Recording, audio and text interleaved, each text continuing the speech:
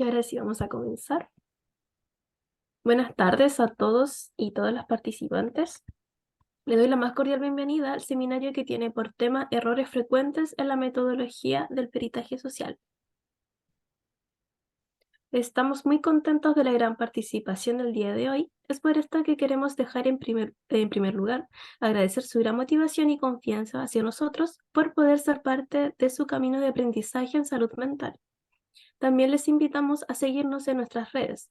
Si quieres estar enterado de todos los seminarios que vienen, síguenos en Instagram y en Facebook. A continuación, les presentamos la agenda de la instancia del día de hoy. Actualmente estamos en bloque de bienvenida. Posteriormente viene la presentación de la temática. Y una vez concluida se dará la posibilidad para algunas preguntas. Sin embargo, queríamos recordar que solo se podrán tomar algunas preguntas debido a la cantidad de personas. Una vez terminado el bloque de preguntas, vamos a realizar un sorteo que será por una beca totalmente gratuita para el curso en metodología del peritaje social en materia de familia, que tendrán sus sesiones en vivo los días 8 y 10 de noviembre. Los requisitos para poder optar a esta beca son primero ser profesionales, trabajadores y asistentes sociales, o estudiantes de último año de carrera. Y segundo, es que el sorteo se realizará solamente con las personas que hayan participado en toda la sesión, por lo que los invito a participar hasta el final. Durante el sorteo necesitamos que todas las personas estén atentas y con sus nombres reales en el Zoom para que podamos encontrarlos durante el sorteo. Posterior al sorteo de la beca compartiremos el link para la generación del certificado. Este link será compartido por el chat y a través de un código QR. Una vez que ingresen a este link para el certificado tendrán que rellenar con sus datos personales y se les enviará automáticamente a su correo. A modo de información general, se mantendrán los micrófonos silenciados durante la instancia y se reactivarán solo en el bloque de preguntas para las personas que levanten su mano. La manito se puede levantar apretando el icono de reacciones y luego el botón levantar mano. El chat será moderado durante la sesión y se podrá ser utilizado por los y las participantes, sin embargo, en algunos momentos se cerrará para un proceso más fluido y ordenado. Les recordamos a todos y todas que tenemos un canal de ayuda disponible de lunes a sábado para cualquier duda o consulta que tengan a través de sac@dipa.cl. Finalmente, les queremos dejar a todos invitados para que puedan apoyarnos compartiendo estos seminarios 100% gratuitos para todos sus colegas y conocidos. Queremos mejorar la salud mental del mundo y nos esforzamos mes a mes para construir muchos seminarios gratuitos y certificados, por lo que esperamos que estas instancias gratuitas puedan llegar a más personas. Muchísimas gracias nuevamente y desde ADIPA les deseamos una jornada muy enriquecedora.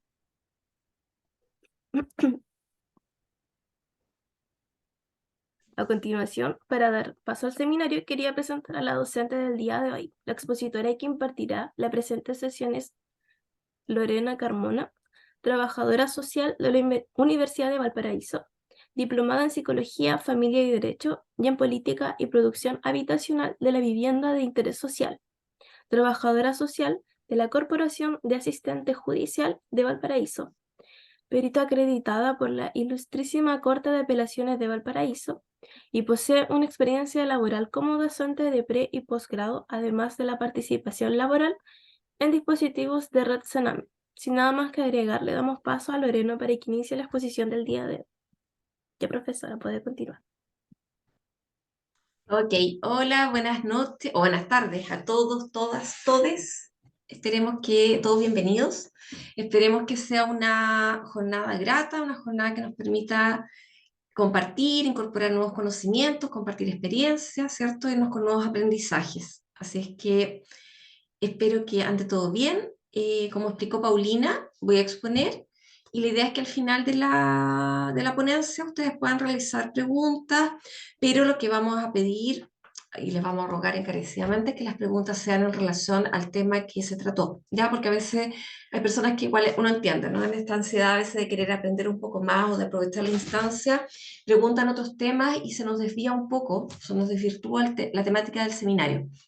Así que les vamos a pedir que las preguntas sean siempre en relación al tema que hemos tratado hoy día. Recordar que este es un seminario, no es un curso, no es una capacitación, por lo que tampoco hoy día van a salir, si alguien, por ejemplo, no sabe hacer peritaje, de aquí no va a salir sabiendo, ¿cierto? Aprendiendo a realizar un peritaje, pero sí va a quedar más o menos con nociones respecto a cuáles serían los errores que se cometen más frecuentemente, los que debiésemos de evitar como trabajadores sociales o asistentes sociales.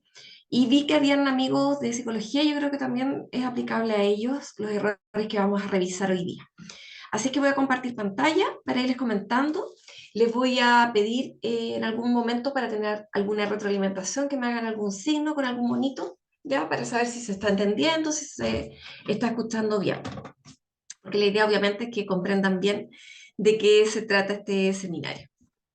Vamos a compartir pantalla. La presentación entiendo que se les va a compartir, ¿ya? Así que para que nadie se complique, porque a veces me preguntan si se va a compartir. Y sí. Paulina, oriéntame tú un poquito porque había algo que uno apretaba siempre para que no me rayen la pantalla ni rayarla yo. Es en la parte de arriba, si no me equivoco, salen los tres puntitos. Habilitar la anotación para otros, es esa, Sí, ¿cierto? eso mismo. Y vamos a deshabilitar. Ahí sí. ¿Se ve bien? No sé si me pueden hacer algún gesto. Veo en cámara a Tania Fernández Mamani. No sé si ya me puede hacer algún gesto, si se ve bien. Justo me queda tu carita en la pantalla, es la única persona que veo. Sí, pero estoy viendo aquí en el chat que me dicen que sí, ya. Vamos a comenzar. Este seminario está orientado a que revisemos, ¿cierto? Conversemos respecto a los errores frecuentes de la metodología en el trabajo social. Pero para poder contextualizar, porque quizás no todos entendemos o sabemos a qué nos referimos cuando hablamos de perito, primero vamos a recordar qué es lo que es un perito, ¿ya? Vamos a hablar de los peritajes y vamos a hablar de las funciones del perito y del diseño de la metodología del peritaje, que es como más específico. Entonces tenemos que contextualizar un poco. ¿Qué son los peritos? Son personas ya que sin haber presenciado directamente los hechos de un caso, emiten acerca de él, emiten acerca de estos hechos, ya, juicios profesionales, ya, para los cuales se requiere de una determinada experticia de tipo, puede ser de tipo científica, técnica o práctica. Son personas que son idóneas y capaces que están llamadas a dar su opinión. ¿A quién le tienen que dar su opinión? A un juez, ¿ya? O una jueza. Lo valioso del aporte de los peritos son los juicios, no juicios valóricos, ¿ya? Sino que las opiniones de ellos, los juicios profesionales que pueden emitir, no con sus criterios personales, sino que juicios que se basan en la literatura profesional, que permiten ilustrar o que permiten ayudar al juez a aclarar una situación. Acá nos vamos a situar siempre en tribunal de familia, y cuando un juez llama a un perito se entiende que es un profesional experto en alguna temática, lo llama para que le ayude a resolver alguna situación en la cual él no tiene claridad. Por ejemplo, hay un hecho de una medida de protección, una vulneración de derechos, por ejemplo, hacia niños.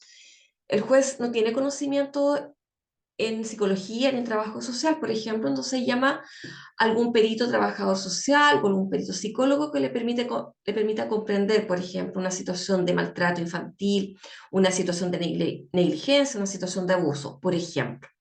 Existen peritos de distintas especialidades, de distintas profesiones, y no necesariamente tienen que ser profesionales. Como sale acá, pueden ser técnicos o pueden ser de algún oficio. Ya, por ejemplo, en civil, que otra judicatura, nos podríamos encontrar con un perito orfebre, por ejemplo. Pero hoy día nos vamos a referir a los peritos que son trabajadores sociales, ¿ya? Porque en el caso de los peritajes sociales, tienen que ser elaborados, tienen que ser emitidos por trabajadores sociales o asistentes sociales, ¿ya? Pero eso era lo primero, tener claro que no es un perito, entonces un profesional que es experto en alguna temática, en algún área puntual, que ayuda al juez o jueza a aclarar ciertos hechos y que entrega su opinión profesional al respecto, y esta orientación o esta opinión se basa en la literatura, en la teoría. No me baso yo en mis propios pensamientos, en mis criterios propios, sino que me tengo que basar en la ciencia social, en este caso, que es la ciencia en las cuales nos basamos los trabajadores sociales. Hasta acá se va entendiendo la primera parte, porque esto es importante. Sí, veo a Ana Parra y Tania, son las únicas que me aparecen en cámara. Ya.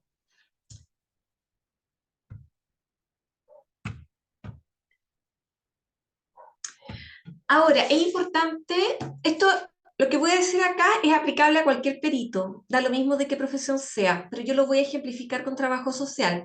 Pero esto aplica a cualquiera, pensando que hay amigos de psicología, incluso hay alguien de química y farmacia. Esto aplicaría a cualquiera, pero lo voy a contextualizar en trabajo social. Límites que tiene el perito. Los primeros son los límites y normas de la técnica utilizada. Nosotros tenemos que respetar las técnicas que empleamos, ¿cierto? Y utilizarlas adecuadamente. ¿Qué técnicas ocupamos los peritos, por ejemplo, del trabajo social? Podemos ocupar ciertas entrevistas sociales, semiestructuradas, podríamos ocupar la observación, podríamos aplicar visita domiciliaria, ¿cierto? Podríamos aplicar ciertos instrumentos y tenemos que respetar, por ejemplo, los protocolos de los instrumentos que podríamos aplicar, ¿ya? Yo las técnicas las tengo que emplear adecuadamente y tienen que tener lógica con mi informe. Ejemplo, yo no podría dar una opinión acabada respecto a la situación habitacional de una persona si yo nunca le hice visita domiciliaria. Tiene que haber coherencia entre las técnicas que aplico, y esto tiene que ver, recuerden, con la metodología de las técnicas, y las conclusiones y los antecedentes que entrego. Yo no puedo, voy a poner de ejemplo a quienes me salen aquí en pantalla, yo no puedo señalar que doña Ana Parra me entregó X antecedentes si yo nunca realicé, por ejemplo, una entrevista a doña Ana Parra. Ya tiene que haber coherencia entre la información que entrego y las técnicas que emplee. Otro elemento también, otro límite tiene que ver con la ética profesional. Y aquí no tenemos que olvidar algo que siempre se olvida mucho, los principios éticos de nuestra profesión, y uno de ellos es la voluntariedad. Las personas no las podemos obligar a que se practique un peritaje social. Si la persona no lo quiere, a no ser que haya una orden expresa al tribunal, cosa que muy pocas veces ocurre, generalmente son los abogados que ofrecen como prueba un peritaje, por lo cual yo no puedo como perito obligar a una persona a que se someta a un peritaje. Mi obligación sí es contactar a la persona, explicarle de qué se trata, citarla, pero si la persona me dice, sabe que yo no quiero, no me interesa, bueno, eso ya es un tema de la persona, ¿ya? Yo llevo más de 15 años trabajando y solo en una oportunidad se me ha pedido que vaya con fuerza pública en la eventualidad que la persona se niegue, y ni siquiera era para un peritaje, sino que para entrar al domicilio para ver condiciones de habitabilidad, ¿ya? Pero en general no son obligatorios, a no ser que el tribunal lo determine expresamente así, por lo que tengo que respetar. Y además tengo que conseguir, por ejemplo, que tiene que ver con la ética en forma lícita, no ilícita, lícita, la información. Yo no puedo decirle a doña Tania Fernández, doña Tania, cuénteme todo, yo de aquí no va a salir, esto queda en secreto entre nosotras dos, y después toda esa información igual entregarla en un peritaje. O yo no le puedo hackear, no sé, el correo electrónico a Tania Fernández para acceder a información, por ejemplo. O no sé, hacerme pasar por una persona X y solicitar la amistad en Facebook para acceder a sus fotos, por ejemplo. Esas son formas no lícitas. A veces a uno le pasa que las personas no le dicen, yo le puedo dar la clave de él para que usted vea su correo, por ejemplo, o para que vea su cuenta corriente. Eso no sería, estaría en forma ilícita y se relaciona con lo siguiente, que es con la ley. Ya siempre tengo que conseguir información, siempre me tengo que guiar por las normas jurídicas vigentes. Yo no puedo, por ejemplo, violar morada, violar correspondencia, porque eso va en contra de la ley. Eso tampoco lo tenemos que olvidar. Yo no puedo, por ejemplo, presionar a una persona para que me deje entrar a su domicilio, a no ser que haya una orden expresa de un tribunal. Pero yo por mi cuenta no puedo obligar ni amenazar a una persona. Y finalmente que están todos relacionados, como se pueden dar cuenta, estos límites, están los derechos humanos. Y ustedes deben saber que, que es uno de los principios básicos de nuestra profesión, son los derechos humanos. Entonces aquí está súper relacionado con la voluntariedad, ¿cierto? La individualidad de las personas, el secreto profesional, no en términos de que todo lo que yo hablo con el peritado quede entre nosotros, porque todo lo que me dice el peritado lo puedo incorporar en un informe, pero yo no lo voy a andar divulgando después por mis redes sociales, algo que uno lo ve. A veces he visto peritos que escriben cosas que ocurrieron en la entrevista, por ejemplo, eso es muy poco ético. O gente que llegue y facilita, por ejemplo, informe, no sé, Ana Parra me dice, ¿me puedes prestar un informe? Yo le paso el informe, le paso con los datos de la persona. Eso, eso igual estamos ahí, es un tema ético, ¿cierto? Y también hay un tema de derechos humanos de no respetar la intimidad de las personas. Y eso no lo tenemos que olvidar. A veces se olvida, a veces se dan ejemplos de casos, por ejemplo, que uno no dice los nombres, pero si la persona escucha, se da cuenta que fue su historia, la que uno está contando. En eso debemos ser muy cuidadosos. Con las redes sociales también, yo a veces veo profesionales, por ejemplo, que se sacan fotos cuando van a terreno, así como aquí en visita domiciliaria, una selfie, y eso igual tampoco no es muy ético, ¿no? Uno debería resguardar la intimidad de las personas. Así que esos son elementos que es importante que consideremos que tienen que ver con los límites de nuestro actuar profesional. Voy a leer algunas cositas. ¿Se considera antiético realizar un informe para algún conocido? Sí, no es deseable y no es lo ético realmente, porque se entiende que el perito es un tercero, ajeno al juicio, que no tiene relación con las partes, que no tiene ningún interés. Si yo le hago un informe a mi hermana, por ejemplo, o a una amiga, yo no estoy siendo un tercero tan ajeno al juicio porque tengo algún tipo de vínculo, algún tipo de relación con alguna de las partes. Y no sé qué tan objetiva voy a poder ser. Por mucho que uno diga, no, sí, yo soy súper profesional, pero me van a disculpar, cualquiera va a querer lo normal y lo natural, lo humano, es que yo quiera favorecer a mi amiga, que quiera yo favorecer a mi hermana. Entonces, lo ideal es que uno no realice informes periciales a personas con las cuales uno tiene algún tipo de vinculación. Ya, de hecho, en la definición de perito habla que son terceros ajenos a, no son parte de. Así que uno no debiese de por mucho que uno diga que uno es imparcial, etcétera, pero uno no debiese hacer informe a personas conocidas o amistades. A veces puede ser que no sean amistad de uno, pero uno tiene alguna vinculación, por ejemplo, un compañero de trabajo, un vecino, un apoderado del mismo curso, el hijo de uno. Ahí hay un vínculo igual. Ya quizás no somos amigos, pero hay una vinculación. Y en eso hay que tener mucho cuidado. Y finalmente hasta podemos perjudicar a la persona, porque se puede no considerar, por ejemplo, ese informe, o no se le va a tomar mucho peso, mucho valor como prueba. Entonces, mejor que no tomar esos peritajes cuando son de personas conocidas.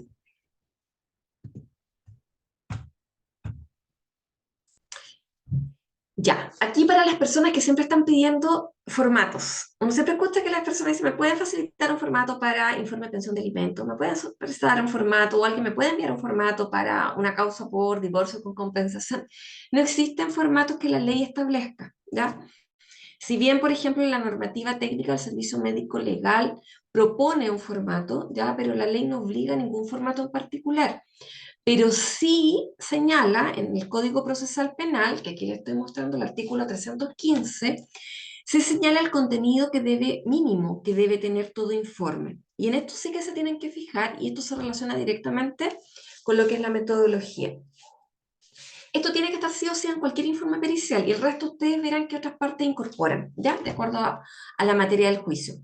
Tiene que haber una descripción de la persona, esto está hablado en términos generales, no habla del peritaje social en particular, entonces lo tenemos que adaptar nosotros a nuestro peritaje social, o en el caso de los amigos psicólogos, al peritaje psicológico. Tiene que haber una descripción de la persona o cosa que fuera objeto del juicio, del estado y modo en que se hallare. En nuestro caso, nosotros somos peritos sociales, por lo cual peritamos personas, ¿cierto? Y familias. No peritamos cosas. Un agrónomo perita, no sé, una parcela, una tierra, por ejemplo. Un orfebre perita una joya. Pero nosotros vamos a peritar personas. Y tenemos que siempre dar cuenta una descripción del estado en que la persona se encuentre. Por eso uno individualiza a las personas. ¿Cierto? Señala la fecha de nacimiento, el estado de salud, el estado civil. Ahí uno está dando respuesta a ello. ¿Ya? Y cuando se pide informe, como si generalmente nosotros realizamos informes de la persona y de su grupo familiar, uno realiza una descripción de la persona y de su grupo familiar y del estado en que está, porque se entiende que cuando yo hago un informe el día de hoy, doy cuenta de la situación de la persona el día de hoy, independiente que pueda incorporar ciertos antecedentes para contextualizar antecedentes de su historia. Pero me sitúo, hago un corte en el tiempo, ¿cierto? Corto, saco una foto de este momento. Independiente que pueda explicar cosas que hayan pasado antes o pueda proyectar cosas que eventualmente podrían suceder a futuro. El punto 2, que aquí se relaciona directamente con la metodología, es la relación circunstanciada de las operaciones practicadas y su resultado. Operaciones practicadas, las técnicas que empleamos. Ya hay que ver las técnicas y los instrumentos. Y tienen que estar señalados. ¿Ya? Eso sí tiene que estar sí o sí. Uno señala cuáles son las operaciones que realizó, que en el idioma nuestro de trabajadores sociales y de los amigos psicólogos también es la metodología. ¿Cuáles son los procedimientos? ¿Cuáles son las técnicas que emplearon? ¿Cuáles son los instrumentos que aplicaron si que se aplicó alguno? ¿Y cuáles son los resultados de ello? Porque yo no saco nada con el informe señalar que tuve entrevista con la profesora del colegio de un niño, si después en el desarrollo del informe en ningún lado señalo cuáles fueron los resultados de esa entrevista. Porque a veces pasa que hay metodologías bien largas y uno no entiende, bueno, ¿y dónde está la información de todo eso? Aparecen muchos instrumentos aplicados y en ningún lado aparecen, por ejemplo, los resultados de esos instrumentos. Entonces es importante, tiene que haber coherencia, tiene que haber lógica, tiene que haber relación entre la metodología con los resultados y las conclusiones, ¿ya? Y las conclusiones es algo que siempre tiene que estar, por eso los informes periciales llevan conclusiones, ¿ya? Que en vista de tales datos formulan los peritos conforme a los principios de su ciencia o regla de su arte u oficio. Yo, trabajadora social o asistente social, mis conclusiones, mi opinión profesional, ¿cierto?, se tiene que circunscribir a mi competencia. Yo opino de lo social. Yo no puedo estar opinando o no puedo concluir con temas que tienen que ver, por ejemplo, con el psicólogo o con el psiquiatra o con la profesora, etc. Yo opino respecto a lo social. Debemos de tener siempre claro cuál es nuestro campo, ¿cierto?, de expertise. Hasta acá se va entendiendo. Si me van haciendo algún gesto o si estoy enredada, me devuelvo y explico de nuevo. Veo a la Jimena Cabeza en este momento en pantalla. ¿Sí? ¿Se entiende? Vamos entonces, vamos a continuar para que aprovechemos bien. Veo a la Pamela Romero, qué emoción verla, porque la veo siempre en Instagram, pero no la conocía su carita. Un abracito. Ya, ¿qué es lo que vamos a...? Me saltó una lámina, ¿no? No, ahí estamos bien. Entonces recuerden, para que no se compliquen con los temas de los formatos. Si bien, les decía, la normativa del servicio médico legal propone un formato, si ustedes se van al libro, por ejemplo, de la guía teórico-práctica para elaborar informes periciales del colega Milton Contreras, también él propone un formato. ¿Ya? Pero ustedes son libres, lo pueden modificar, pero lo que tiene que estar sí o sí son estos tres elementos que aparecen en el Código Procesal Penal y que es aplicable a familia, que es donde estamos situados hoy día, la judicatura de la cual estoy haciendo yo este seminario. Ahora, vamos entrando en lo que corresponde más al seminario mismo, que es lo que es la metodología. Algo pasa que cuando salimos del pregrado parece que se nos olvida lo que vimos en la universidad. Entonces, cuando me toca, por ejemplo, hacer clases en los cursos que hacemos, por ejemplo, en ADIPA o en el diplomado, y cuando uno habla de metodología es como que no estuviera hablando en chino, ya es como, ¿qué es lo que hay que poner en la metodología? ¿Y qué es lo que es la metodología? En palabras muy simples, es el conjunto de técnicas que aplicamos, ¿cierto?, para la realización de un estudio. En el diseño de la metodología, es decir, cuando ustedes estructuran, planifican su metodología, lo que ustedes tienen que hacer es escoger cuáles son las técnicas que van a emplear. Por ejemplo, las clásicas, ¿no? La entrevista social semiestructurada, la visita domiciliaria, la coordinación con redes, la revisión documental, la revisión de la causa, algún instrumento que quieran aplicar que va a depender, ¿cierto?, del objeto del peritaje, ¿no?, que es lo que quieren evaluar. Porque va a ser muy distinto si me están pidiendo un peritaje, por ejemplo, para una causa por alimentos, donde mi foco va a ser va a ser probablemente lo económico, a si estoy realizando un peritaje para una causa de adopción, por ejemplo, o un cuidado personal. Quizá en un cuidado personal voy a tener que aplicar algún instrumento que evalúe, no sé, parentalidad, por ejemplo, o funcionamiento familiar. Que quizás ese instrumento en una causa de alimento no tiene mayor relevancia, porque en una causa por pensión de alimento lo que queremos saber es cuánto es el ingreso económico, cuáles son las necesidades, cuáles son los gastos. ¿Ya? Ahí no me voy a meter tanto porque eso ya es como de otro curso, o de otro seminario. Pero es importante que tengamos claro que es algo que, por ejemplo, en el curso que vamos a realizar ahora, lo vamos a ver, más o menos tener claro en qué es lo que nos tenemos que fijar de acuerdo a cada materia. Porque no es que uno siempre haga los mismos informes, sino que va variando de acuerdo a la materia en la cual se nos pide. Es distinto si es para alimentos, es distinto si es por violencia intrafamiliar, es distinto, por ejemplo, en causas de cuidado personal, relación directa y regular, medidas de protección, pero hay técnicas que siempre están. Siempre vamos a hacer entrevistas, por ejemplo. Siempre se esperaría que realicemos visita domiciliaria. Generalmente uno realiza coordinaciones, pero claro, va a depender de qué es la materia, de qué se trata, con quién me va a coordinar. Quizás me va a tener que coordinar con un colegio, con un jardín infantil, con un centro de salud, eso va a ir dependiendo, ¿ya? Y los instrumentos también. A veces se ponen de moda ciertos instrumentos y la gente los quiere aplicar a como de lugar, los colegas, y aquí voy a juntar a todos, psicólogos, trabajadores sociales. La gente se entusiasma con un instrumento y lo quiere aplicar a como de lugar en todo tipo de informes. Y hay instrumentos que sirven para ciertas temáticas, pero para otras no. ¿Ya? Tenemos igual una variedad importante de instrumentos, que no sé por qué en trabajo social se tiende a pensar que no hay instrumentos casi. Tenemos bastantes instrumentos a los cuales podemos recurrir, pero lo importante es que tengamos claridad respecto a cuándo es pertinente aplicar esos instrumentos. La función de la metodología, ¿cuál es? Es otorgar validez y rigor científico a los resultados que obtenemos en el proceso de estudio y análisis. Nosotros en un informe pericial no solo exponemos datos, exponemos información, sino que realizamos un análisis de esta información. ¿Ya? Eso es importante también tenerlo presente porque hay informes que es como que solamente se hizo un vaciado de información y no se realiza ningún análisis.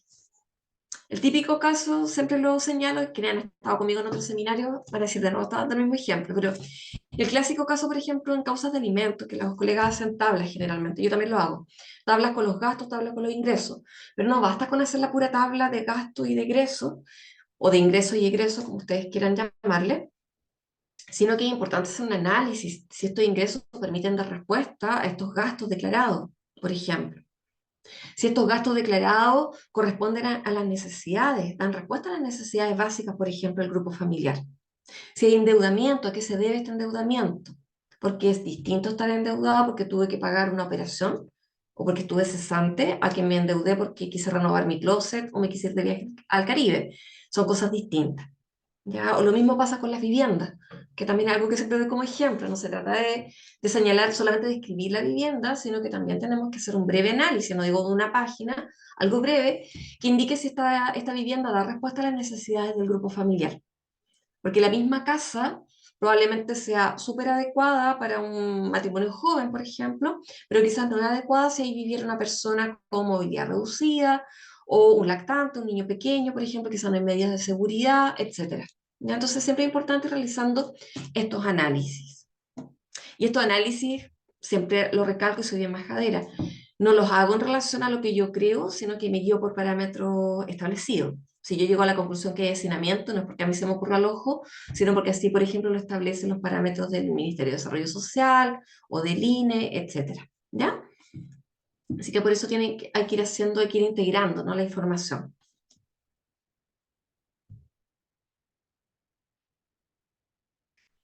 Rodrigo puso si se ocupan software en tabulación de datos, depende del instrumento que ocupa. Si se va a compartir la PPT, no hay ningún problema, se comparte. Y software, es que yo no ocupo porque los instrumentos que yo ocupo, hay unos que ya vienen listos con unas tablas Excel, vienen listos para tabularse, ¿ya? Y hay otros que no es necesario realmente ocupar software, sino que nos los va llenando. Así que por lo menos yo con los que yo ocupo, ahora yo no ocupo, voy a ser sincera, porque tengo colegas que les encanta usar instrumentos. Yo ocupo instrumentos cuando los estimo pertinentes y cuando no, no siempre los ocupo. ¿Ya? ¿Para qué les voy a mentir?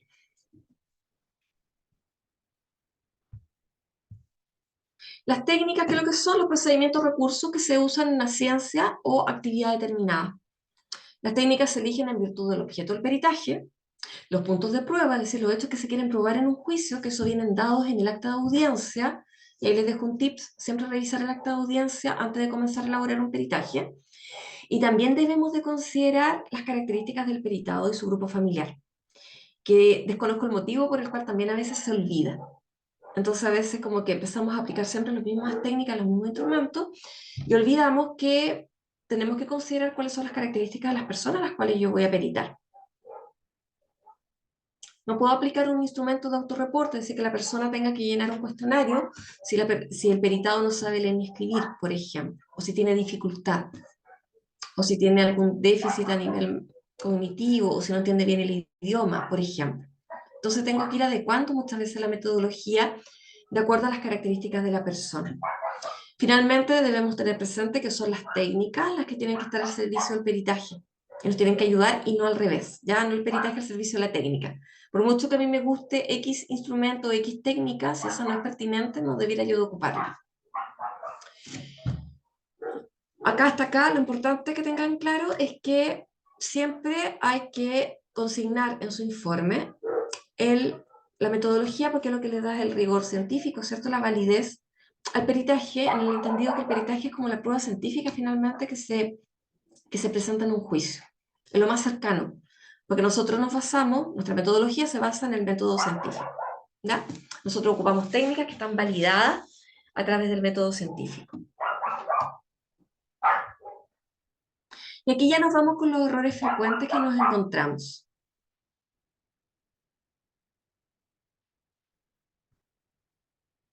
Ay, se me mandó acá. Ya, ahí sí. Errores frecuentes que uno se encuentra. Aquí hice como un barrido de todos los errores que he visto en informes que me ha tocado ver en mi existencia. Informes que no llevan especificado el peritaje, perdón, la metodología, ¿ya? Y ahí se puede cuestionar y carece de validez. Si no está establecido cuál es la metodología que se empleó, en el fondo no le estamos dando ninguna validez científica a los resultados que obtuvimos, porque no se va a entender de dónde salió esa información. Eso es lo primero. Uno cuando estudiaba, yo estudié en la época que no se hablaba todavía de los peritajes, porque todavía no estaban las reformas de justicia ya en nuestro país, pero cuando uno le enseñaban a hacer los informes sociales, por lo menos en mi tiempo, yo estudié en el 94, entré a la universidad, no nos indicaban que había que especificar la metodología. Entonces fue como algo nuevo para mí, por ejemplo, cuando empecé a hacer peritaje, de que había que incorporarla. ¿Ya? Y hasta el día de hoy, por ejemplo, cuando uno ve informes sociales, no informes que van a un tribunal, sino que el informe social clásico, uno todavía se encuentra con informes que no llevan metodología, ¿no? Que no aparece cuáles fueron las técnicas que se emplearon. Pero en un informe pericial siempre se debe señalar la metodología y se debe especificar, por ejemplo, la fecha en que se aplicaron las técnicas, con quién se aplicaron, porque a veces yo también he visto metodologías súper pobre o incompleta. Entonces, por ejemplo, metodología con entrevista, visita domiciliaria, pero hay que señalar con quién uno se entrevistó, qué tipo de entrevista fue la que se realizó, en qué fecha se realizó. Entonces, tuve entrevista con la señora Pamela Montesinos, por ejemplo, fecha tanto. A veces he visto metodología que indica, por ejemplo, coordinación con Colegio Arturo Prat, pero ¿con quién se coordinó del colegio? ¿Y por qué? ¿Por qué? Porque ahí uno debiera de poner coordinación, no sé, con doña Valeria Muñoz, trabajadores sociales, Colegio Arturo Prat, establecimiento educacional al que asiste el hijo mayor de la peritada, por ejemplo, o el hijo menor. Por ahí hay que especificar, ¿ya? Lo mismo con los instrumentos, se aplican algún instrumento, se señala el instrumento y cuál es el objetivo de ese instrumento. Recuerden que estos informes los van a leer jueces, los van a leer abogados, quienes no manejan. ¿Cuáles no manejan? Si yo les pongo, se aplicó el Face Stress, ellos no tienen ni idea para qué lo que es. Entonces ahí uno debería de señalar que un instrumento orientado, ¿cierto?, a evaluar, por ejemplo, dinámica familiar. Entonces, una descripción breve, pero se señala. Y con quién se aplicó y en qué fecha. ¿Ya? Otro, otro error muy frecuente tiene que ver con omitir el consentimiento informado. Muy pocas personas lo aplican. Y uno debiera de aplicar consentimiento informado al inicio de un proceso pericial. Explicarle a las personas de qué se trata el peritaje, cuáles son las técnicas que se van a emplear, quiénes van a tener acceso a esta información. ¿Ya? ¿Qué más uno dice en el consentimiento? Las técnicas, los plazos, por ejemplo. Y preguntarle a la persona si es que va a estar de acuerdo o no, si es que desea que se le realice este peritaje o no. Los consentimientos informados y los encuadres, cuando uno establece plazos, fechas, formas de pago, por ejemplo, cuando son peritajes particulares, tienen que ser en un lenguaje claro también, entendible. No sacamos nada con hacer un consentimiento informado si la persona no entiende nada, que es a veces lo que pasa con algunas instituciones. Las personas dicen, sí, yo firmé algo, pero no tenía idea de lo que la señorita me hizo firmar, por ejemplo. No tiene mucho sentido ahí, ¿ya? La idea es que sea con lenguaje claro, que la persona lo entienda, que comprenda cuáles son los alcances de este informe pericial. por qué se está realizando, quiénes van a tener acceso a esa información y todo eso, las técnicas que uno va a emplear, y la persona dirá si está de acuerdo o no. Porque a veces hay personas que dicen, no, yo no quiero que se me haga el informe, o yo no estoy de acuerdo, por ejemplo, en entregar mi documentación, yo no quiero exponer mis liquidaciones de sueldo, o no quiero que me realicen visita domiciliaria. Entonces ahí la persona se está negando finalmente a que se pueda aplicar la metodología y que se pueda elaborar adecuadamente un informe pericial. Otro, ojo, el consentimiento informado nos sirve de respaldo. A mí nunca me han preguntado en una audiencia si es que yo apliqué el consentimiento informado, pero he escuchado que hay profesionales que les ha pasado. Ya a mí nunca me ha pasado, pero sé que hay gente que a veces se lo han preguntado. Entonces es mejor que ustedes siempre tengan como un respaldo para ustedes y ahí queda claro de que ustedes obtuvieron la información en forma lícita, con la aprobación, ¿cierto? Con la voluntariedad del peritado. Así se respaldan ustedes también. Otro error frecuente es que el diseño metodológico, es decir, las técnicas e instrumentos que ustedes seleccionaron, ¿cierto? Eligieron para elaborar su peritaje, no tienen relación con la materia del juicio y los puntos de prueba. Por ejemplo, yo a veces, alguna vez me tocó ver, no sé si alguien conoce un instrumento que se llama E2P, que es de parentalidad positiva. Es un instrumento que tiene que ver con temas de parentalidad. Por ejemplo, lo he visto que en personas que lo aplican en causas de alimento o en causa de divorcio. En ese tipo de causa realmente no tiene mayor relevancia el cómo la persona, porque el E2P es un instrumento de autorreporte, en que la persona da cuenta cómo él percibe su propio ejercicio de la parentalidad, no tiene mayor relevancia saber si la persona se encuentra que es buen papá o si comparte mucho con los niños o no, porque ahí se están viendo otros temas, son otros los temas en discusión, son otros los hechos que se quieren probar. Entonces ahí tenemos que tener cuidado cuando, en las técnicas que elegimos. Si yo estoy haciendo un peritaje, vuelvo al que es lo más fácil para ejemplificar. Por materia de alimentos, ya quizás no tiene mayor relevancia que me vaya a coordinar con la profesora del colegio para saber cómo se porta el niño, porque eso no le genera ni más ni menos gasto a la mamá de este niño, por ejemplo. ¿Ya? Entonces ahí debemos siempre tener presente cuál es la materia del juicio. Las materias en las que generalmente se ofrecen peritaje, en el caso de los trabajadores sociales, son alimentos, divorcio con compensación económica, cuidado personal, relación directa regular, en menor escala, pero igual a veces declaración de bien familiar. Entonces debemos ir viendo de acuerdo a ello, elegimos cuáles son las técnicas que empleamos. Acá Priscila pregunta, perdón, Delia, pregunta si el consentimiento informado es para el peritaje privado, para todo, uno siempre debiera de trabajar con el consentimiento informado. Eso tiene que ver con el enfoque de derechos humanos, ¿ya? Las personas tienen derecho a saber y eso independiente si trabajas en una institución o si trabajas en forma privada y te queda respaldo a ti.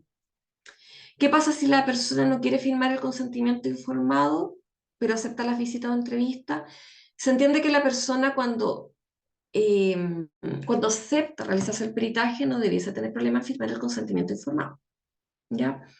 Y ¿qué pasa cuando la persona se niega el consentimiento a entregar documentación o cuando rechaza la visita? Tú informarás al tribunal que la persona se negó o le informarás al abogado que te encargó el informe, porque no es tu labor o no es nuestra labor presionar u obligar a las personas que se realicen un peritaje. Finalmente los peritajes son pruebas para que ellos puedan probar frente al tribunal una situación. Si la persona no quiere, cuando son temas, causas particulares, se entiende que el abogado debiera haberlo hablado previamente con la persona, si la persona está dispuesta. Y cuando, por ejemplo, en mi caso, que trabajo en un servicio público, cuando las personas no quieren, uno le explica a la persona que, bueno, no va a contar con esa prueba, que es importante para que dé a conocer su situación al tribunal, y si no lo desea, uno oficia al tribunal indicando que la persona no se mostró con disposición, ¿cierto? O que se negó a que se le realizara el peritaje. Pero bajo ninguna lógica nos corresponde a nosotros estar obligando ni presionando.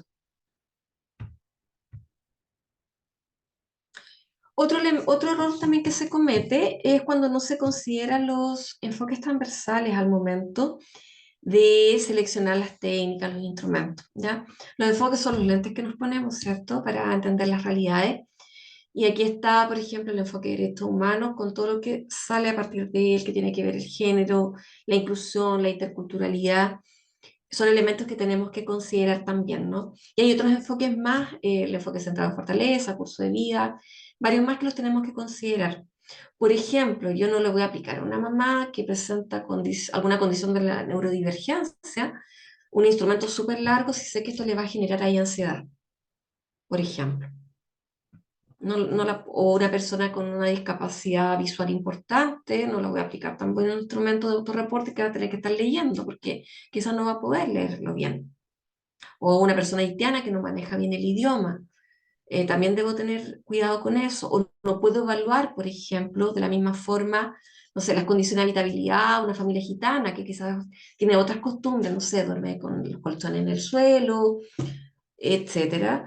Ahí debemos considerar también, por ejemplo, estos factores de interculturalidad. O la territorialidad también la tenemos que considerar. No puedo evaluar de la misma forma a una familia urbana que una familia de un sector rural. Hay temas que tienen que ver con la ruralidad, ¿cierto? Una vez, por ejemplo, a alguien le ponían en un informe condiciones habitacionales poco adecuadas o algo así porque no tenía alcantarillado. Pero si en zona rural las personas no siempre tienen alcantarillado, son fosas, por ejemplo, y eso igual está considerado como condiciones adecuadas, de acuerdo al Ministerio de Desarrollo Social. Entonces ahí tenemos que tener cuidado cómo vamos desarrollando, ¿cierto?, la metodología considerando estos elementos también. El tema género también es importante considerar. El enfoque de derecho de niña, niña, adolescente, que plantea como principio el interés superior del niño. Cuando yo hago informes, por ejemplo, que tienen que ver con cuidado personal, mi foco tiene que estar puesto en las conclusiones, por ejemplo, en lo que es mejor para el niño. Porque también a veces hay informes que se centran en el adulto, es que al adulto le hace bien estar con este niño, pero es al revés la mirada, ¿ya? Otro elemento también es cuando no se considera la variable tiempo. Yo requiero de un tiempo para poder aplicar mi metodología. Yo no puedo hacer visitas domiciliarias de 10 minutos, no puedo aplicar millones de instrumentos en un solo día. Son elementos que tengo que considerar cuando acepto un peritaje, si voy a disponer del tiempo necesario para poder recopilar la información y aplicar toda la metodología que yo estimo pertinente. Porque es cada profesional quien diseña la metodología que considera pertinente para ese informe, ¿no? A mí no me la puede imponer el abogado ni ninguna otra persona. Es el profesional quien determina cuáles van a ser las técnicas, los instrumentos que requiere.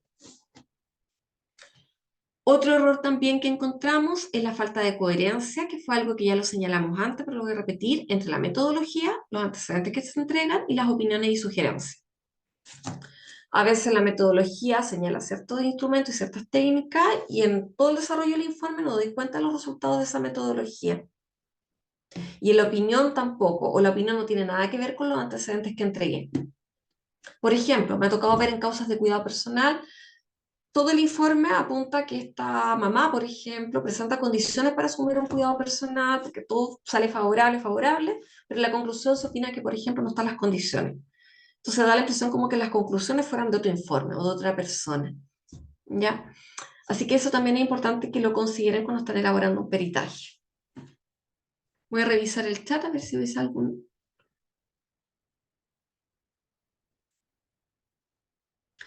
Aquí, por ejemplo, Valentina pregunta, ¿se consideran personas diagnosticadas con alguna enfermedad mental? No sé a qué te refieres, pero hay que ver de acuerdo a la autonomía que pueda tener la persona. Una persona interdicta probablemente no la voy a poder entrevistar yo, pero puede ser que alguien le esté pidiendo, por ejemplo, pensión de alimento a un joven de 22 años, por ejemplo, y está declarado interdicto, por dar un ejemplo. Quizás me voy a tener que entrevistar con su mamá, quizás no lo voy a poder entrevistar a él. Quizás él solamente lo voy a poder observar y pedir documentación. Ahí debemos de aprender a aplicar criterios.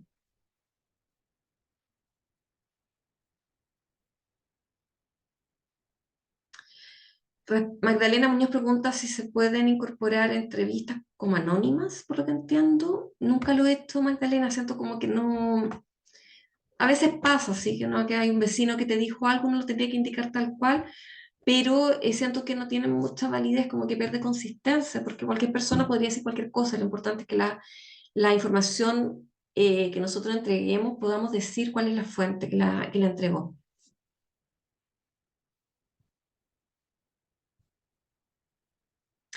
Otro error muy frecuente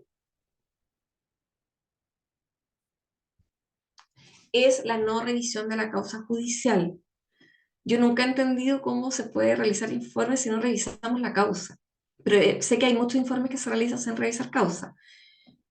yo previo a hacer, voy a sonar como bien yo, porque todo el rato he dicho yo, pero yo previo a iniciar la elaboración de un peritaje, previo a la primera entrevista, siempre leo primero la causa para ver de qué se trata, cuál es la demanda, cuál fue la contestación, cuáles son los antecedentes que hay, el acta de audiencia, qué es lo que se quiere probar, cuáles son las pruebas que se han ofrecido. Es importante que ustedes revisen las causas y ustedes pueden solicitar ser incorporados como terceros en las causas cuando los ofrecen como peritos. Porque a veces hay profesionales que me dicen, no, pero si es total, yo después le pido, el abogado me manda, por ejemplo, algunos antecedentes. Lo ideal es que ustedes sean incorporados a la causa para que ustedes tengan acceso a ella y vayan viendo toda la evolución y vayan también revisando las pruebas que se van incorporando. Porque uno revisa, por ejemplo, a mí hay causas que me notificaron en abril de este año y recién ahora tengo que hacer el informe. De abril a ahora ha pasado buen tiempo y se han ido incorporando nuevos antecedentes a la causa. Así es que ustedes pueden pedirlo, ustedes con un oficio, ustedes pueden solicitar al tribunal que se les incorpore como tercero y así pueden acceder a todos los antecedentes. Otro error más es la aplicación de técnicas e instrumentos en las que el perito no posee capacitación. ¿Ya? Cuando ocupamos instrumentos, tienen que ser instrumentos que nosotros manejemos, porque si no los vamos a puntuar mal, o a tabular mal, y finalmente no van a cumplir el objetivo que tienen, ¿no? Que es darnos un resultado, ¿cierto? Permitir valorizar o valorar ciertos elementos. A mí me llama la atención porque eso también tiene que ver con la ética profesional cuando se empiezan, por ejemplo, a pedir por redes sociales información respecto a los instrumentos. Alguien me puede mandar el protocolo de X instrumento, alguien me puede explicar cómo se aplica. Los instrumentos hay que estudiarlos, hay que conocerlos, hay que saber cuál es la base teórica del instrumento para que uno lo pueda entender y pueda ver si efectivamente es pertinente y tiene utilidad en una materia determinada. Yo cuando aplico algo, porque ya lo estudié antes, ¿cierto? Y me siento cómoda aparte con ese instrumento. Le tengo que ver un sentido, los instrumentos son como la ropa. Uno usa ropa, la ropa que uno usa en la medida que tiene algún sentido para uno. Yo no me voy a abrigar si no tengo frío, por ejemplo. O no voy a usar algo con lo cual me sienta incómoda. Lo mismo pasa con los instrumentos. Además, hoy día nos encontramos con instrumentos que requieren, por ejemplo, licencia. Hay ciertos instrumentos que exigen la compra de una licencia. Hay otros instrumentos que los cuales se exige que las personas estén certificadas para poder aplicarlos. Hay otros que no, pero que es importante que los conozcamos, que estemos capacitados para poder aplicarlo adecuadamente. ¿Qué más? Elección de instrumentos y de técnicas, que fue algo que señalamos antes, y considerar las características del peritado del grupo familiar. ¿Ya? Hay instrumentos, por ejemplo, autorreporte, no los voy a poder aplicar si la persona no sabe leer ni escribir. Hay personas que se ponen muy nerviosas en estos contextos de evaluación. Yo con esas personas evito aplicar instrumentos porque encuentro que al final es tensarlas más, es estresarlas, por ejemplo. Hay instrumentos que están pensados en familias muy clásicas, mamá, papá, hijos. Entonces quizás si nos toca una familia con jefatura de hogar femenina o una familia, por ejemplo, una pareja sin hijos, no tiene mucho sentido aplicar ese tipo de instrumentos, porque no se adapta a las características de ese grupo familiar. Entonces, por eso es importante conocer el instrumento para saber bajo qué condiciones los podemos aplicar.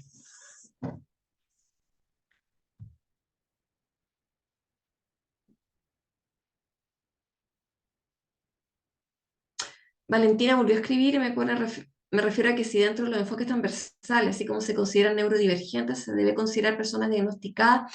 Los enfoques transversales, dentro de los enfoques transversales, Valentina, y esto va para todos, encontramos el enfoque de inclusión. Y el enfoque de inclusión tiene una mirada ecosistémica o ecológica respecto al tema de la discapacidad y plantea la necesidad de realizar ajustes razonables, ¿no? Ajustar todo lo que sea posible ajustar para favorecer la inclusión de las personas. Ya ahí nos habla de la flexibilidad que debemos de tener cuando vamos, por ejemplo, esto es una interpretación que estoy haciendo yo ahora, pero cuando vamos, por ejemplo, a realizar un peritaje, debiésemos de realizar los ajustes necesarios.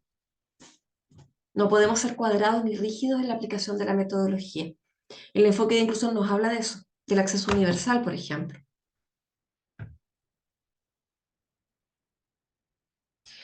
Y Rodrigo pregunta acá si se puede aplicar un informe en forma parcial, no, uno tiene que respetar los instrumentos tal cual, ¿ya? El instrumento se aplica completo como corresponde.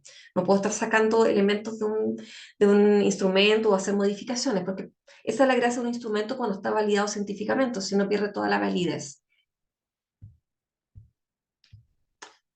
Ya, otro elemento más, metodología no acorde a la especialidad del perito. Yo no puedo aplicar instrumentos o técnicas que no corresponden a mi especialidad. Yo soy trabajadora social o asistente social. Yo no puedo aplicar un roster, por ejemplo, que eso es, quienes lo aplican, los psicólogos. ¿Ya? Yo no voy a hacer lectura o interpretación de una radiografía porque no soy médico. Y así. Tiene que ser siempre acorde a la especialidad que tenemos. Otro error también es la metodología estandarizada, que es lo que señalaba antes, ¿no? Que no se consideran las particularidades de la causa. Cuando nos gustó un instrumento, lo empezamos a aplicar en cualquier causa, da lo mismo si la persona es mayor, menor de edad, si es hombre, si es mujer. Debemos de considerar siempre las particularidades. No podemos tener siempre la misma metodología porque eso es imposible, porque cada causa es distinta. Descripción incompleta de las técnicas e instrumentos aplicados. Debe estar bien detallada la metodología en el informe. No siempre estamos citados a declarar, por lo que debe estar claro, de modo que si no nos tocó declarar, al leerlo, que exista claridad respecto a cuál es, por ejemplo, si pusimos entrevista, a quién se entrevistó, en qué fecha, no debemos dejar lugar a dudas o ambigüedades. Uso de instrumentos no validados científicamente. Cuando usamos instrumentos, tienen que ser instrumentos validados. No voy a inventar yo un instrumento para aplicarlo, porque también he visto eso. No podemos llegar a inventar instrumentos porque tienen que ser instrumentos que estén validados científicamente. Y ahí está el tema que preguntó Rodrigo recién. Yo no puedo descuartizar el instrumento porque el instrumento está validado completo, ¿no? Y de esa forma se tiene que aplicar. Y tengo que respetar los protocolos también.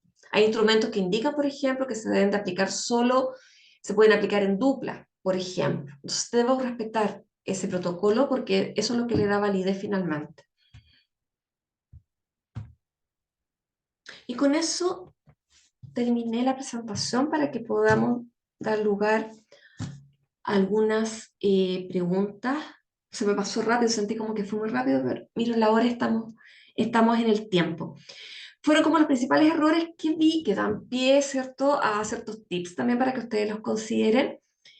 Y aquí lo principal en la metodología es tener un adecuado manejo metodológico. Cuando uno empieza a dedicarse al tema de los peritajes, tiene que armarse como un set de instrumentos, de técnicas, que uno más o menos sepa cuál le va a servir de acuerdo a cada causa, por ejemplo. Y uno va viendo que lo que es más pertinente de acuerdo también a las características de los grupos familiares y de las personas. Con personas mayores, por ejemplo, a veces es complejo aplicar instrumentos largos, con personas de la neurodivergencia también, entonces uno tiene que ir aplicando criterios. No debemos de ser rígidos, ¿no? Algo que es importante en nuestra carrera es aprender a ser flexibles y nosotros adaptarnos a las características de las personas que estamos peritando, que estamos atendiendo. Aquí les dejé un bonito que dice muchas gracias porque los vi, por lo menos aquí no me salieron en pantalla, estaban muy, muy atentos y atentas. Así es que, qué bueno que a Jimena le gustó. Voy a sacar pantalla, voy a dejar de compartir. Este PPT se les va a compartir, ¿ya? Yo, igual, alguien pregunta por bibliografía. Yo en mi Instagram tengo algunos links para descargar. Por ejemplo, el manual, voy a dejar de compartir para comentarles. Tengo el libro que les comenté antes de Milton Contreras, está disponible para ser descargado. Y me parece que tengo otras cosas más. Tengo otras cosas más que se pueden descargar, así que los pueden descargar desde mis redes. No hay ningún problema con eso. Paulina, ¿estás por ahí? Qué Sí, bueno acá que estoy, profesora. estoy preparada con mucho cariño. Voy a anotar mientras mi Instagram acá para que puedan. Ujú. No sé si, Paulina, te doy la palabra a ti para que veamos el tema de las preguntas o comentarios. Ah, sí, las preguntas. Sí. Aquí les voy a dejar mi Instagram. En las historias destacadas hay material que pueden descargar, ¿ya? Hay un texto que pueden descargar desde ahí. Y veo unas manitos Eh, levantadas. Profesora, ahí usted elige al que tenga la manito levantada y yo le Ya, reactivo su tengo a micrófono. Rosa María Bon Fuensalida. Ella está con la manito levantada. Ok, Hola, ¿cómo están? Buenas Hola, noches. Buenas noches. Oye, este ya es mi 15º seminario junto a DIPA. ¿ya? Gracias a ustedes di mi práctica profesional ya egresada oficialmente. Me sirvieron demasiado, así que de verdad, muchas gracias. Nunca está de más aprender. Y mi pregunta, quería hacerte una pregunta. Pasa de que estoy trabajando en un PPF. ¿Ya? Ya, y tengo un caso de habilidades parentales con mucha violencia intrafamiliar. Y el padre actualmente está con un consumo alto de droga y alcohol. Ya el NNA está comentando que en realidad no quiere estar con su papá en este programa, aparte que está judicializado todo esto. Y quiero saber si a través de este como peritaje también que tengo que hacer, podemos como demostrar que el papá en realidad no aporta, no quiere como estar en el programa, podemos quitarle, o sea, no quitarle, pero tratar de hacerle ver al tribunal que el papá como que no se interesa por el NNA, por Sí. como tengo esta duda porque no sabía qué preguntarle, obviamente vengo llegando, entonces no voy a decir que no sé nada, entonces aprovecho de preguntar. Sí. Mira, Rosa, lo importante que tengas claro es que los PPF no hacen peritaje. ¿Ya? Lo que tú Ya, vas a ok. hacer en PPF, ustedes hacen un diagnóstico, ¿cierto? Con un plan de intervención y después van emitiendo informes de avance, que van dando cuenta de los avances que va teniendo la familia de acuerdo a los objetivos de intervención que se fijaron. Y tú en esos informes de avance, tú puedes dar cuenta de la situación que tú estás señalando. El tribunal, por lo menos, los tribunales con los que me toca trabajar, y son súper claros con el tema de que las familias no están obligadas si no quieren asistir, pero que deben aprovechar esta oportunidad que les da el Estado a través de sus programas y sus servicios. Recuerden que esto es como marco, ¿cierto? Tenemos la ley de garantías de la infancia, incluso la constitución actual señala que el Estado a través de su institución tiene que apoyar a la familia. Entonces el Estado está cumpliendo con lo que le corresponde. Ahora, si la familia no lo quiere aprovechar, si este papá no lo quiere aprovechar, ya sería problema del papá. Pero esa información tú la puedes señalar en tus informes de avance. Y el tribunal ahí va a ponderar si corresponde o no mantener, por ejemplo, que el niño mantenga relación directa y regular o no, ¿ya? Pero esa información tú la entregas en tus informes de avance. ¿Bien? Súper. Tania Fernández, que levantó la mano, y después Valeria Muñoz.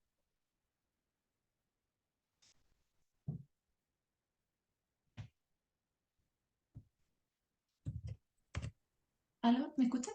Sí. Sí, te escucho bien. ¿Cómo Buenas estás? tardes, colegas. Profesora, mi consulta es la siguiente. Tengo que hacer un informe de cuidado personal. ¿Ya? Eh, en la metodología que voy a ocupar, pues las entrevistas, en este caso a mi cliente, a la familia, a su núcleo cercano, y que tienen relación directa con la menor.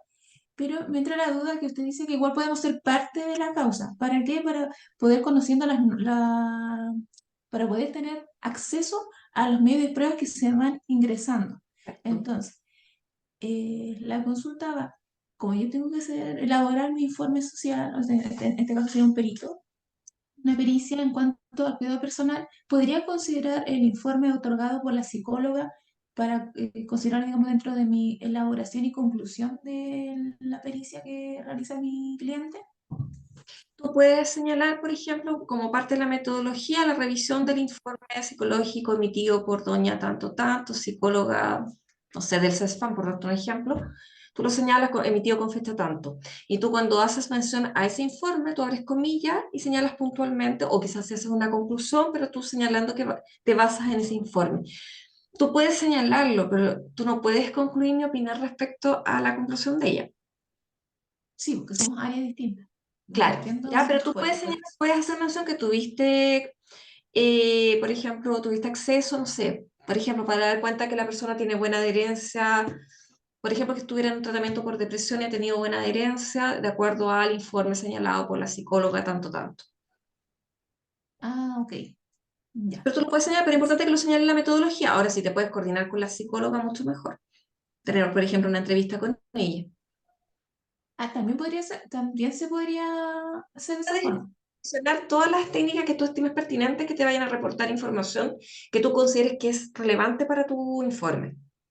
Si yo considero que Ah, es súper importante, por ejemplo, saber la opinión de la psicóloga, me puedo coordinar con ella. Ahora, la psicóloga no está obligada. Si ella te dice que no quiere entrevistarse o que no puede, no la puedo obligar. Pero uno se coordina muchas veces, por ejemplo, a veces la misma causa, yo me coordino con el perito psicólogo para saber, por ejemplo, qué apreciación tiene él, cuáles son los antecedentes que le ha recopilado. Tú puedes hacerlo. ok. Pero en ese caso, ¿cómo se podría agregar la metodología? ¿Es como una entrevista a La la metodología, tú psicóloga? sabes, así entrevista con doña, no sé, Juanita Pérez, psicóloga o perito psicólogo, dependiendo cuál es el rol que cumple acá. Ajá. Que podría ser la Ah, psicóloga del CESFAM, por ejemplo. Entonces ya, psicóloga del CESFAM tanto, tanto, ¿cierto? Que atiende a la señora tanto. ya. En Y ahí algún para momento, cruzar en alguna información. parte del informe tienes que dar cuenta cuáles fueron los resultados de esa entrevista que tuviste con la psicóloga. Ok. Ya. Muchas gracias. Valeria Muñoz, ahí está Valeria.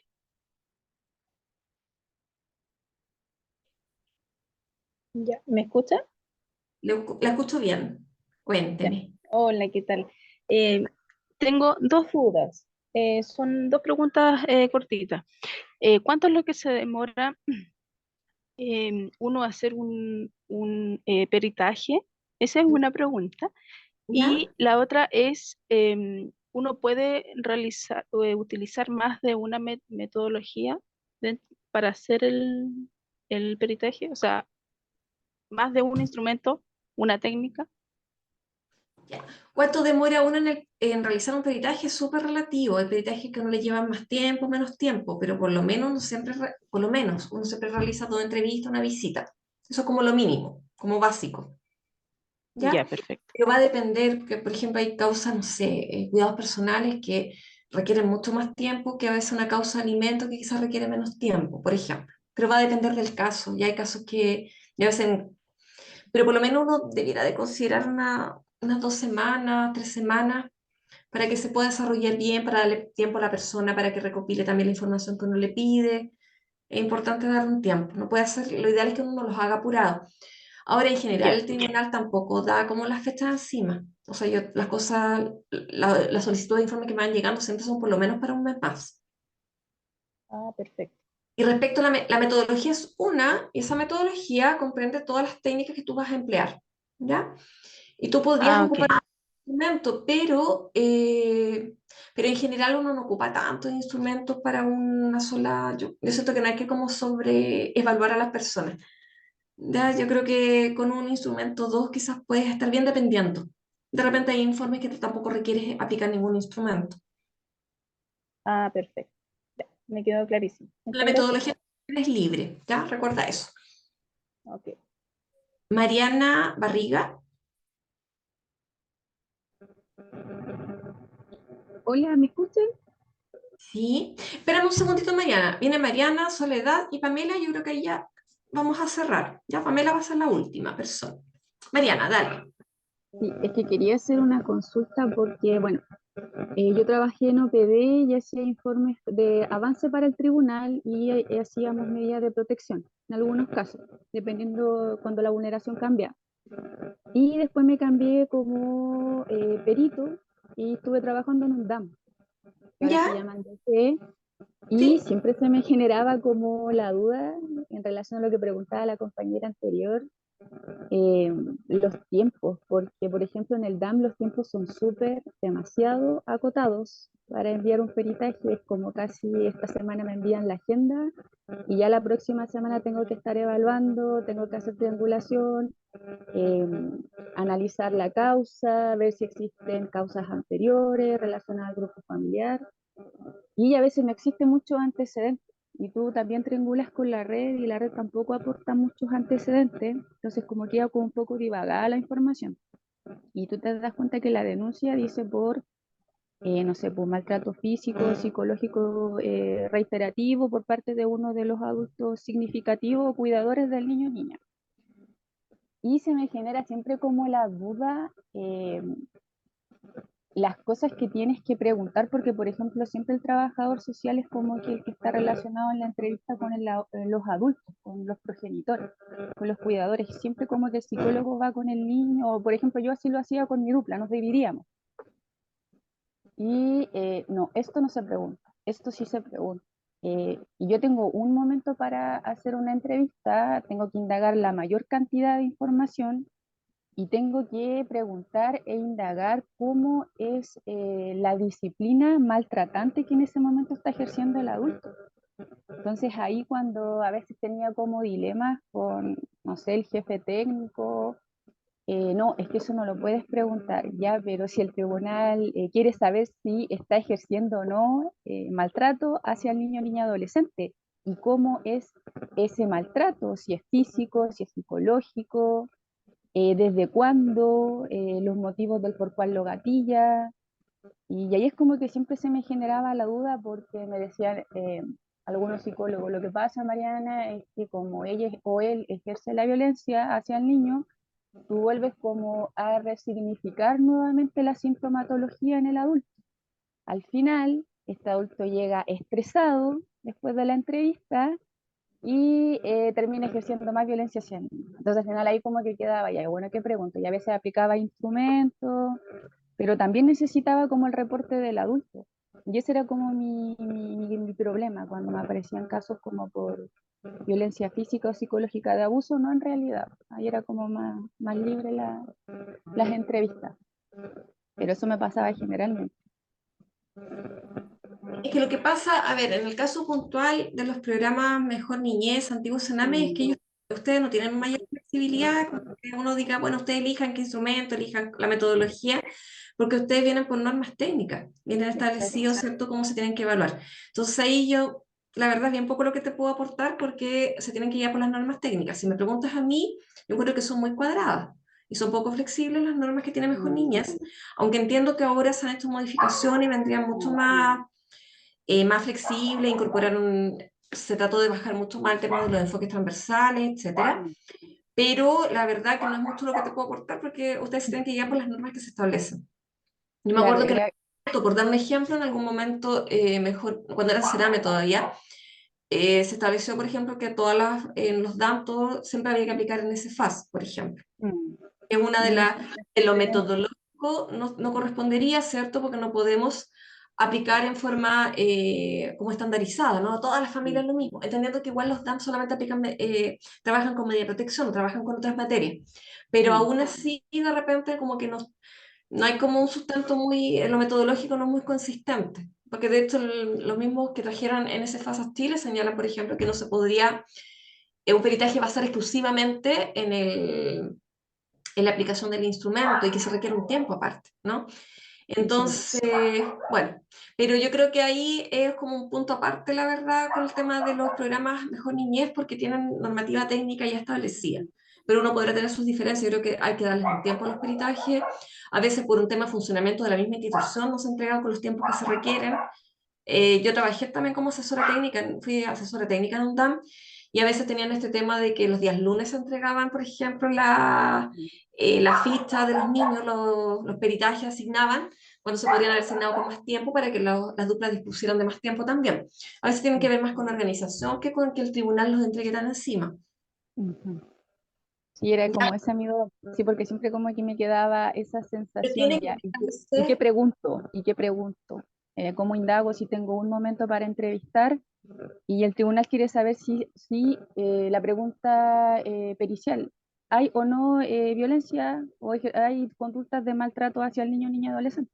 Eso es lo que está Pero preguntando ahí el lo tribunal. importante es que tú te complementes bien con la dupla, porque son informes en dupla, y hagas uso, ¿cierto?, de hoy día, por ejemplo, las normas técnicas nuevas que tiene Mejor Niñez para lo que es diagnóstico clínico especializado y lo que es la línea de peritaje, vienen súper establecidos también todos los instrumentos y para qué serviría cada uno de ellos. Entonces también se trata de como que uno pregunte todo en la entrevista, porque hay cosas que, claro, hay temas que son un poco álgidos, que quizás no los vas a poder preguntar de buenas a primeras en una entrevista, pero que sí tengas claridad, por ejemplo, respecto a los distintos instrumentos que podrías aplicar. Gracias. Gracias a ti. Soledad Epulev, colegas, por favor, no peleen por el chat, que estamos mal ahí, ¿ya? Así que no sigan peleando por esto porque sale toda la pelea. Soledad, te escucho. Hola, hola, un gusto. Una consulta. Mira, si bien desde el trabajo social tenemos nuestra metodología, nuestras técnicas, estrategias, procedimientos, ¿es posible realizar este tipo de peritajes con una dupla, ya sea con un psicólogo, para profundizar mayormente en ese informe pericial? Se puede realizar informe en dupla siempre y cuando así se haya ofrecido al tribunal. No porque ya a mí se me ocurrió, después diga, oh, este informe mejor lo hago en dupla, no. Tiene que estar establecido así en el acta de audiencia. El abogado lo tiene que haber ofrecido de esa forma. Ah, perfecto, perfecto. Hay O sea, no ciertas es que yo... causas en las que a veces es mucho más enriquecedor realizar el informe en dupla, en forma integrada, que pedir aparte un peritaje social y aparte uno psicológico. De hecho, en el diplomado que tiene ADIPA, en el cual yo hago clases también, por ejemplo, hay una unidad en la cual hago clases con un psicólogo que se llama Luis Peñalosa, que hablamos del informe en dupla y que da la casualidad que alguna vez, en algún tiempo de la vida, hicimos informes juntos. Entonces, le da mucha más riqueza, en especial en lo que tienen que ver con temas de niños o con temas de violencia, es bastante más enriquecedor. Pero ahí tiene que ver que el abogado lo ofrezca. No, no puedes llegar y tú presentar un informe en dupla si lo que se había pedido era un informe social. Ah, perfecto. Ok, esa era mi duda. 1.000.000 de gracias. Ya, gracias a ti, Pamela Romero, estás muteada. Paulina le tiene que levantar el micrófono. Ahí sí. Ahí sí que sí, ahí te escucho. Oli, Hola Lorena, qué bueno que nos vemos. por fin. Sí, por fin. Somos de la misma universidad, la misma escuela y todo, y hemos estado hablando por el Instagram, por eso que hablamos. Querida, mira, este mismo tema, tengo varias preguntitas cortitas, pero respecto a este mismo tema, es distinto ofrecer un informe en dupla que lo que tú estabas hablando, perdón la voz, pero no sé, he estado usando No, pero mucho se te mi voz. escucha bien, así que no hay Ok. problema. Eh, es distinto ofrecer este informe en dupla que considerar dentro de mi informe una entrevista a un experto, por ejemplo, el Es psicólogo de distinto, la... sí. Ya, claro. Entonces eso sí lo puedo hacer, ¿no es cierto? Que Sí, incorporar en porque mi el informe informe en dupla se entiende que lo firman ambos y la información Exacto, fue dada por ambos y analizaron en conjunto. No, no quiere decir que todas las técnicas la hayan aplicado juntos. Pueden aplicar algunas técnicas de forma separada, pero hay una mirada en conjunto y se concluye en conjunto. Que es sí, distinto cuando yo me coordino con el psicólogo que trata al niño, no sé, en un exacto. PRM o en spam, que es para obtener una información puntual. No, no Exacto. hice con ese psicólogo, sino que obtuvo información solamente con ese psicólogo. Respecto del tema del Poder Judicial y las acreditaciones, que vi bastantes preguntas respecto al tema y en el chat que tenemos también hay otras preguntas al respecto. Eh, yo me acredité, ponte tú, yo postulé este año, en este bienio, para 4 regiones. O sea, son 2 regiones porque Santiago, todavía no entiendo por qué Santiago y San Miguel van separados, pero así es la cosa. En cortes Eh, distintas, sí. tiene cortes distintas. Y para Rancagua y Valparaíso.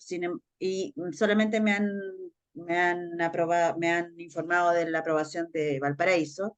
Yo entiendo que las otras están todavía en proceso, ¿o no? O Lo que ya, estoy viendo, mira, a mí nunca me ha llegado ese correo que a algunos les llega. O sea, este primer a año mí que me llega, tampoco me llegó. Yo me tuve que meter al Poder Judicial. jamás me había llegado el correo que es como una preaprobación, ¿no? Que están como los documentos ok, pero quien ratifica finalmente es la Corte. Esa nómina Ujú, todavía no sale.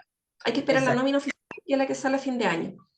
Ya, Ya, hay que si esperar esa. yo aparezco en esas 4, porque no postulé al resto, yo en forma particular, porque eso se supone que para que la corte te llame, ¿no es cierto? Para que la corte En te estricto solicite. rigor, en estricto rigor, esa nómina es para los tribunales civiles, Ya, que es donde menos nos llaman. ¿Ya? Esa claro. es en estricto rigor.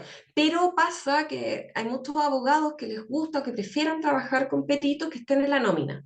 Ok, Pero en ningún lado de la ley de tribunales de familia, por ejemplo, señala, voy a referir solamente a familia, señala que sea un requisito estar inscrito en la nómina. Pero hay abogados, y como la ley sí establece que los peritos tienen que ser profesionales de su confianza, peritos de confianza, entonces, claro, si para él es de confianza que esté en la nómina, entonces hay muchos abogados que trabajan solamente con peritos de la nómina, no les gusta trabajar con peritos que no estén en la nómina. Incluso habían jueces también que a veces pedían, cuando se les ofrecía un perito, que fuera alguien de la nómina. Pero la ley lo que establece es que esa nómina es realmente para lo único que es realmente obligatorio, así legalmente, es para judicatura civil.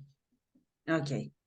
Entonces yo podría, si estoy con un staff trabajando de, no sé, abogados de Arica y ellos no tienen problema con ese tema, yo podría estar emitiendo informes Y para... es que no puedas Ok, elaborar el peritaje por no estar en la nómina, si el abogado no le complica, porque finalmente el que ofrece tu informe, si sí, él no le sí. complica, si igual le das confianza, si el tribunal lo acepta, no hay ningún problema.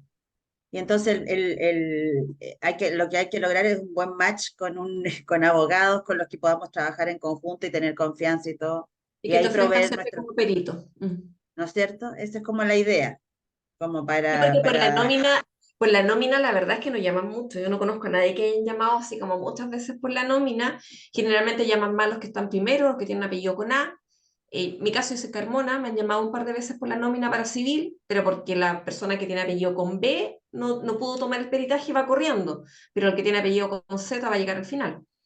Ya entonces la nómina en sí es para civil, pero lo importante de lo que tú dices es que hay algún abogado, estoy hablando cuando trabajamos de forma particular, que hayan abogados que conozcan tu trabajo y te ofrezcan como perito en sus causas. gracias, Lorena, muchas gracias. Gracias a ti. Ujú. Y no sé, no vi a nadie más con la manito levantada. ¿Había visto Pamela la última? Creo que ahí estamos. Les voy a tomar una fotito antes que hagamos el sorteo. Así que los que puedan encender cámaras se los voy a agradecer. Esto también es como con consentimiento informado, así que solamente los que quieran. Ay, se encendieron varias, ya, maravilloso. Les voy a tomar una fotito, colegas.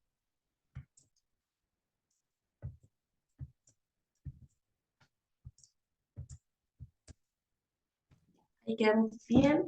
Hay dos personas más levantaron la mano. A ver, Mariana Barriga, yo creo que se te quedó la manito arriba, porque estabas de antes, ¿cierto?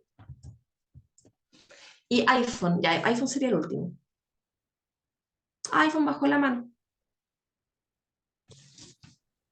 Ahí le activé el audio, profesora. ¿A quién le Ah, activa? ¿A sí, iPhone? No sé qué. ¿Está por ahí o no? no se escucha, creo. No, Mariana. porque a mí se me desapareció del... Ay, Mariana. Mariana se te había quedado la manito arriba porque ella habló antes.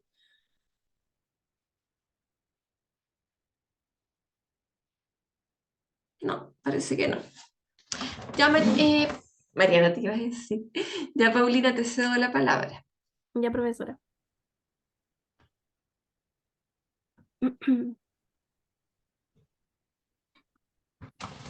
Queremos agradecer la participación de cada uno de ustedes en el presente seminario, como también agradecer a Lorena Carmona por la excelente exposición que ha dictado el día de hoy.